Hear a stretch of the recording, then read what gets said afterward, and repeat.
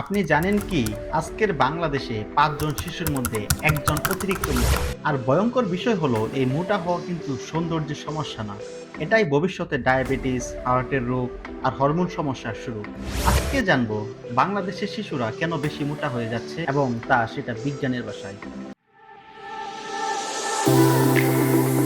প্রথম যে বিষয়টি চলে আসে সেটি হলো অতিরিক্ত ক্যালোরি গ্রহণ ও খাদ্যাভ্যাসের পরিবর্তন। বৈজ্ঞানিকভাবে ওজন বাড়ার মূল কারণ হলো শরীরে অতিরিক্ত ক্যালোরি গ্রহণ এবং সেই সাথে কম ক্যালোরি খরচ। এই ভারসাম্যটুকু যখন আমাদের নষ্ট হয়ে যায় ঠিক তখনই আমাদের ওজন বেড়ে যায়। বর্তমানে বাংলাদেশের শিশুরা আগের তুলনায় বেশি ক্যালোরি গ্রহণ করছে কিন্তু শারীরিক পরিশ্রম কম করছে। আজকাল শিশুর খাদ্য তালিকায় নিয়মিতভাবে যুক্ত হচ্ছে ফাস্টফুড, চিপস, চকলেট, বিস্কুট এবং সফট ড্রিঙ্কস।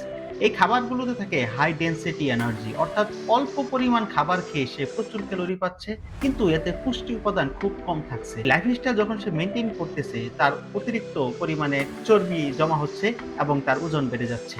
এবং দ্বিতীয় কারণটা বলতে চাই সেটা হচ্ছে ফিজিক্যাল ইনঅ্যাক্টিভিটি, অর্থাৎ ফিজিক্যাল অ্যাক্টিভিটি কমে যাওয়া বা শারীরিক পরিশ্রম বা খেলাধুলা কমে যাওয়া। দেখেন আগে শিশুরা বিকেলবেলা মাঠে খেলাধুলা করতো, দৌড়ঝাঁপ করতো, কিন্তু বর্তমানে খেলার মাঠ কমে গেছে, পড়াশোনার চাপ বেড়ে গেছে এবং অনেক ক্ষেত্রে নিরাপত্তাজনিত কারণে বাইরের খেলাধুলা সীমিত হয়ে যাচ্ছে। ফলে শিশুরা অধিকাংশ সময় তাদের ঘরের ভেতর থেকে সময় কাটাচ্ছে, যার ফলশ্রুতিতে তাদের ক্যালোরি খরচ করা বা ক্যালোরি বার্ন করার সময়টা বা সুযোগটা পাচ্ছে না, তাদের চর্বিটা বেড়ে যাচ্ছে এবং ওজন বেড়ে যাচ্ছে। এবং আরেকটি গুরুত্বপূর্ণ বিষয় হচ্ছে যে মোবাইল এখন বর্তমানে সবচেয়ে বাচ্চাদের শত্রু হয়ে দাঁড়াচ্ছে। কারণ আপনার বাচ্চা যখন মোবাইলে বেশি সময় কাটাচ্ছে তার ক্যালোরি বার্ন বা ক্যালোরি খরচ হওয়ার রেট কমে যাচ্ছে, যার ফলশ্রুতিতে বিভিন্ন প্রকার হরমোনের সমস্যা দেখা যাচ্ছে এবং ওজন বেড়ে যাচ্ছে। বাংলাদেশে এখনো একটি প্রচলিত ধারণা রয়েছে যে মোটা শিশু মানেই সুস্থ শিশু, কিন্তু এই ধারণাটা পুরোপুরি ভুল। এই মানসিকতার কারণে অনেক বাবা মা শিশুদের জোর করে বেশি খাবার খাওয়াচ্ছে, বিশেষ করে অতিরিক্ত ভাত বা বারবার নাস্তা।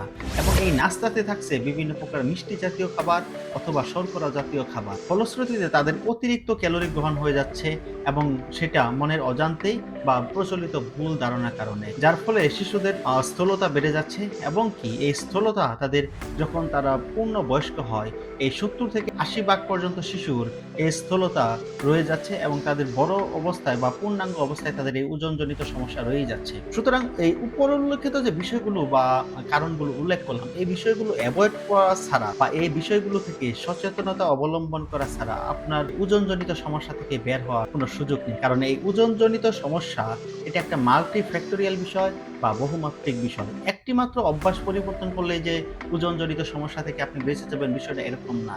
তাই খাদ্যাভ্যাসের পরিবর্তন, শারীরিক নিষ্ক্রিয়তা, প্রযুক্তির প্রভাব, ঘুমের অভাব ও সামাজিক মানসিকতা সবকিছু মিলেই এই সংকট তৈরি হচ্ছে। শিশুদের সুস্থ ভবিষ্যৎ নিশ্চিত করতে প্রয়োজন সুষম খাদ্যাভ্যাস, নিয়মিত খেলাধুলা এবং সীমিত ডিভাইস ব্যবহার এবং বাবা মায়ের সেই সাথে পুষ্টি বিষয়ক সচেতনতা। এই বিষয়গুলো একমাত্র পারে এই সমস্যা থেকে আমাদের সমাজকে, আমাদের দেশকে এবং আমাদের এই বাচ্চাদেরকে ওজনজনিত সমস্যা থেকে বাঁচতে। নিত্য নতুন এরকম ভিডিও পেতে বা সময় সাময়িক এরকম ভিডিও পেতে আমাদের চ্যানেলটি সাবস্ক্রাইব করতে ভুলবেন না। ধন্যবাদ সবাইকে।